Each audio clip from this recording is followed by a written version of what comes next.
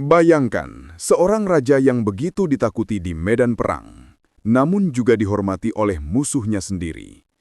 Seorang pemimpin yang mampu menaklukkan pasukan salib, tapi ketika mereka kalah, justru diberi makan, air, dan perlindungan.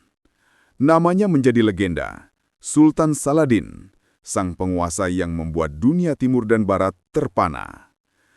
Namun, di balik kejayaannya, tersembunyi kisah tentang pengkhianatan, kehancuran, dan rahasia besar yang hampir mengubah sejarah Islam untuk selamanya. Tahun 1137 Masehi, di kota Tikrit, sebuah kota kecil di tepi sungai Tigris, lahirlah bayi bernama Yusuf bin Ayub. Tak ada yang menyangka bayi itu kelak akan dikenal dunia dengan nama Salah ad-Din atau Saladin, sang pembawa kebenaran. Ayahnya hanyalah pejabat kecil, bukan bangsawan. Namun, sejak muda, Saladin menunjukkan dua hal yang jarang bersatu dalam satu tubuh manusia: ketajaman pikiran dan hati yang lembut. Dia tumbuh dalam dunia yang kacau. Kerajaan-kerajaan Islam tercerai-berai, saling berebut wilayah dan kekuasaan, sementara pasukan salib dari Eropa terus datang, menghancurkan kota demi kota. Saladin belajar satu hal dari kekacauan itu. Musuh terbesar umat Islam bukan pedang pasukan salib, tapi perpecahan di antara kita sendiri. Saladin muda tidak haus darah. Ia bukan tipe prajurit yang membunuh untuk membuktikan keberanian. Ia lebih sering diam, mengamati, berpikir. Namun takdir menuntunnya ke medan perang. Ketika pamannya, Shirkuh, seorang jenderal tangguh, memimpinnya ke Mesir untuk melawan pasukan salib, tak ada yang menyangka, dalam waktu singkat, Saladin bukan hanya menjadi jenderal, tapi juga penguasa Mesir. Dan dari sanalah, segalanya berubah.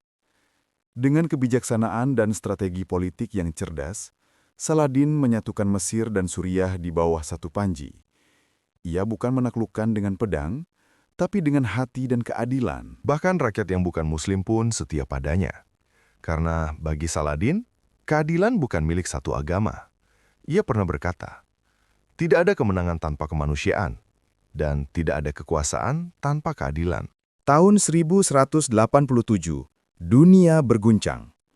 Saladin memimpin pasukan besar untuk merebut Yerusalem, kota suci yang telah 88 tahun dikuasai pasukan salib.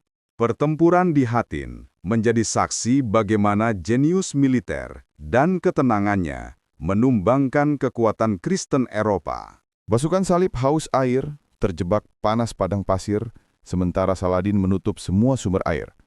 Dalam satu hari, ribuan pasukan salib menyerah. Dan ketika Yerusalem akhirnya jatuh ke tangan Islam, dunia menahan napas. Semua orang mengira Saladin akan membalas kekejaman perang salib pertama, saat ribuan Muslim dibantai di Masjid Al-Aqsa. Tapi yang ia lakukan mengejutkan dunia. Saladin tidak membunuh satupun warga sipil. Ia memberi pilihan. Siapa yang mau pergi, dipersilahkan dengan aman. Siapa yang mau tinggal, akan dilindungi. Para tawanan bahkan dibebaskan dengan tebusan yang ringan. Bahkan banyak yang dilepaskannya tanpa bayaran. Kisah paling terkenal terjadi ketika Richard the Lionheart, Raja Inggris yang gagah, datang untuk merebut Yerusalem kembali. Pertempuran besar terjadi. Namun di tengah perang, Richard jatuh sakit. Dan tahukah kamu siapa yang mengirimkan tabib, buah, dan air untuk menyembuhkannya? Ya, Saladin sendiri, musuhnya. Bahkan ia mengirimkan kudanya sendiri agar Richard bisa berperang lagi dengan terhormat. Sikap ini membuat Richard menulis surat yang kelak menjadi legenda. Aku belum pernah melihat pria yang lebih agung dari Saladin, baik dalam perang maupun dalam perdamaian. Mereka akhirnya menandatangani perjanjian damai. Yerusalem tetap di tangan Islam, namun umat Kristen diperbolehkan berziarah tanpa takut.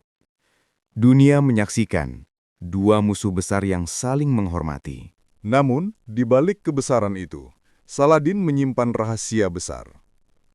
Ketika ia wafat pada tahun 1193, dunia Islam berduka. Pasukan menangis, rakyat memenuhi jalan. Namun ketika pengurus istana memeriksa peninggalannya, mereka terkejut.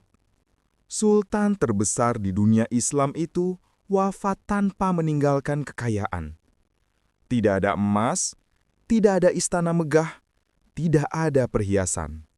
Semua hartanya telah ia berikan untuk fakir miskin dan para korban perang. Bahkan kain kafannya dibeli dari uang pinjaman. Dan di atas petinya, seorang ulama berdiri dan berteriak, "Wahai manusia, inilah Saladin, penguasa seluruh negeri, tapi kini tak membawa apapun kecuali amal dan keadilan." Sultan Saladin bukan hanya penakluk Yerusalem. Ia menaklukkan sesuatu yang jauh lebih besar, egonya sendiri. Di dunia yang haus kekuasaan, ia menunjukkan bahwa kekuatan sejati bukan pada pedang, tapi pada hati yang memaafkan.